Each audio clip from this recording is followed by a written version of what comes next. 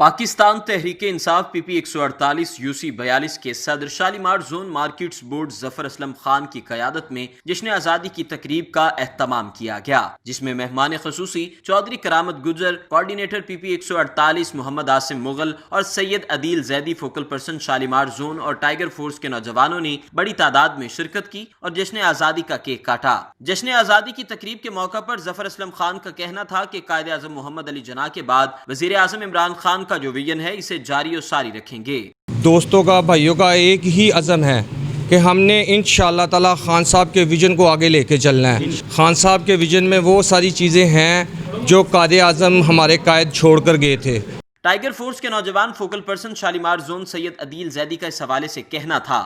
ہم اپنے کشمیری بھائیوں کو کبھی نہیں بھولیں گے اور ہم ان کے ساتھ کھڑے ہیں، شانہ بشانہ کھڑے ہیں، اور ہماری ٹائیگر فورس تحصیل شالیمار کی تحصیل Shalimar zone good governance focal person Shahab Khan کا میڈیا 92 نیوز سے گفتگو کرتے ہوئے کہنا تھا،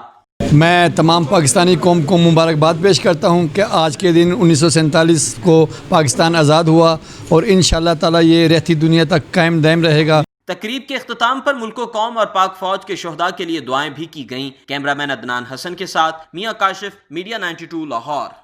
اگر آپ نے ابھی تک ہمارا چینل سبسکرائب نہیں کیا تو ابھی سبسکرائب کریں اور بیل آئیکن کو کلک کر کے ہماری لیٹسٹ ویڈیوز کے بارے میں اپڈیٹ جانیں۔